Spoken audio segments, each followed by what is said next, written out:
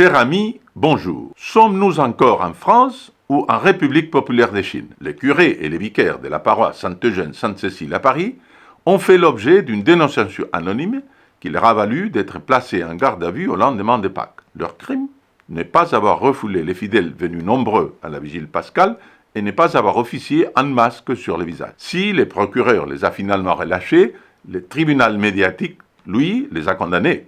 On ne compte plus les articles de presse et reportages fielleux à propos de cette messe illégale. Il faudrait arrêter de prendre les Français et les catholiques en particulier pour des idiots. Nous sommes assez grands pour savoir si nous pouvons, oui ou non, nous rendre à l'église. Et c'est au curé de décider de ce qui se passe dans son église.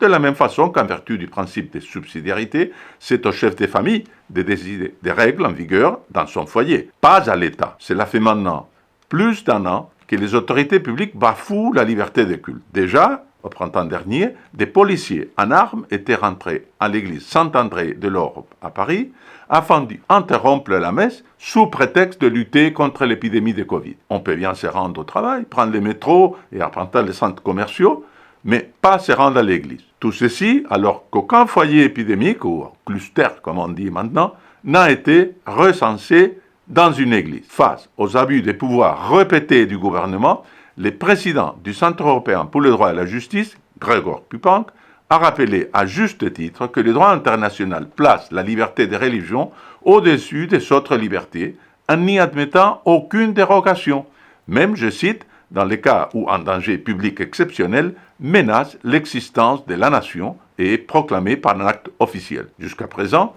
les seuls régimes qui osaient interférer dans la célébration du culte chrétien sont les dictatures athées, comme la Chine aujourd'hui ou l'Union soviétique hier. Prend-on sèchement en France la décision de l'archidiocèse de Paris d'ouvrir une procédure canonique contre le curé de Sainte-Eugène-Sainte-Cécile, l'abbé Guelfouchi, est incompréhensible. Pour calmer les médias et les gouvernements, une procédure exceptionnelle est lancée contre un curé dont le tort, au fond, est d'avoir trop de fidèles à la messe et plus d'une dizaine de baptêmes d'adultes au cours de la cérémonie. On croit rêver. Heureusement, le cardinal Robert Sarrat, préfet émérite de la Congrégation pour le culte divin et la discipline des sacrements, a fait part de son soutien à l'abbé Guelfouchi et à sa communauté paroissiale. Je cite le message adressé par le cardinal Sarrat à l'abbé Guelfouchi. « Cher monsieur le curé, je frapperai les pasteurs et les brebis du troupeau seront dispersées, dit Jésus le soir du jeudi saint en citant le prophète Zacharie. Cette phrase de l'Écriture sainte m'est venue spontanément à l'esprit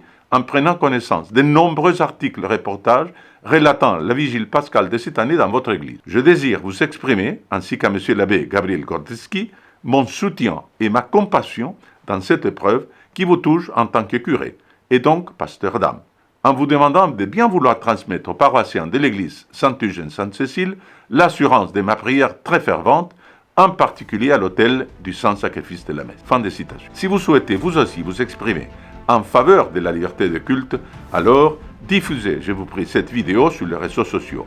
Savez-vous qu'au nom de la laïcité, l'État prétend imposer l'athéisme à toutes les consciences? Ah oui, pour le ministre de l'Intérieur, la République est au-dessus des dieux. Pour en savoir plus sur ce qu'a déclaré le ministre de l'Intérieur, je vous propose de regarder la vidéo qui est maintenant sur l'écran. Merci et à bientôt.